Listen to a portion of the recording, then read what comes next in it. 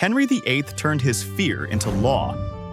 In a single moment of rage, he declared that anyone guilty of poisoning would be boiled alive. It was a punishment so terrifying that it shook all of England.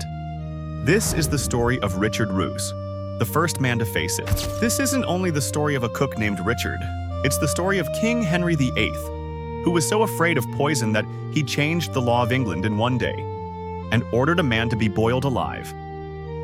Henry's fear wasn't random. Poison was the silent killer of kings across Europe. It could slip into food or drink, strike without warning, and leave no clear trail. Guards and swords couldn't stop it. For a ruler who lived in constant danger, poison was the one threat he could never see coming. Richard was not a famous man. He was a middle-aged cook, working quietly in the kitchens of Bishop John Fisher's household. He wasn't noble, wealthy, or powerful, just another servant keeping the great houses of England running. Chroniclers described him as ordinary, with nothing that made him stand out.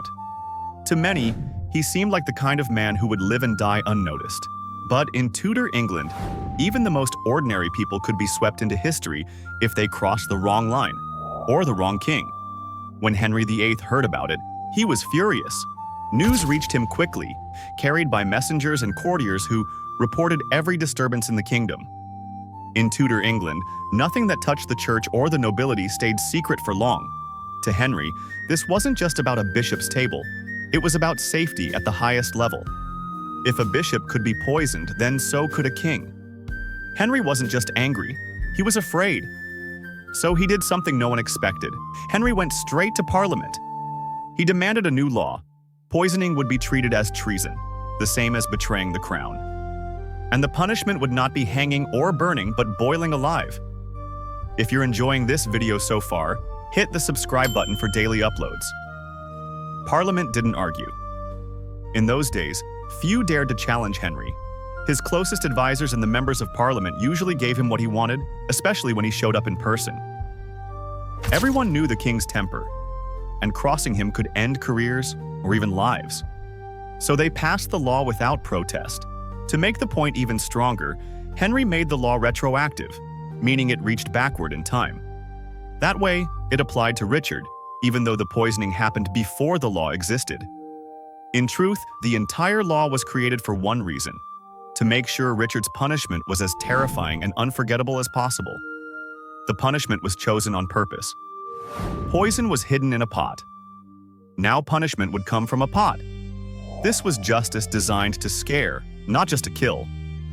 On April 5, 1531, the people of London gathered at Smithfield. A giant cauldron sat over a blazing fire. Guards dragged Richard forward, bound and pale. Some said his wife and children were among the crowd, weeping helplessly as they watched. Richard begged for mercy, swearing he never meant to kill anyone.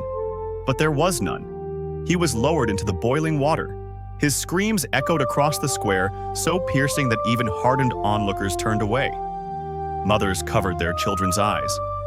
Some people cried, others fainted, and a few shouted prayers through their tears. The guards pulled him out, then lowered him again and again. Each time, the silence grew heavier. Londoners were used to hangings and beheadings, deaths that came quick. But this was slow, deliberate, and unforgettable. By the end, many in the crowd left shaken, their faces ashen. No one forgot it. For Henry, that was the goal. This wasn't only about one man.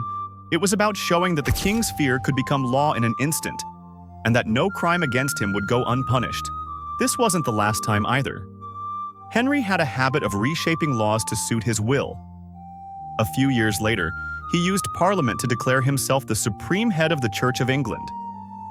That made it treason for anyone to deny his authority. Over his reign, treason laws kept expanding, so wide that even words spoken against him could cost a person their life. The law did not stop with Richard. Years later, in 1542, a woman named Margaret Davy met the same fate. She was a maidservant accused of poisoning food in the households where she worked. Just like Richard, she was taken to Smithfield and boiled alive. Little is known about her beyond that, only that she was a young servant, likely poor, and without powerful friends to defend her. Her story shows how Henry's law didn't just target political enemies. It reached down into the lives of ordinary people, spreading fear across all of England.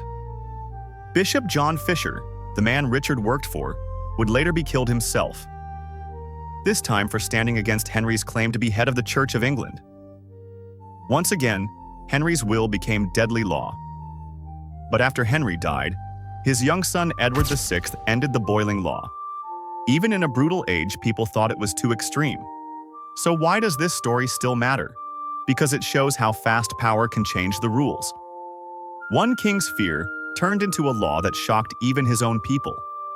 It showed that when one person has too much power, justice can be twisted into something terrifying. The cauldron at Smithfield is long gone, but the lesson remains. When leaders act out of fear, it is ordinary people who pay the price.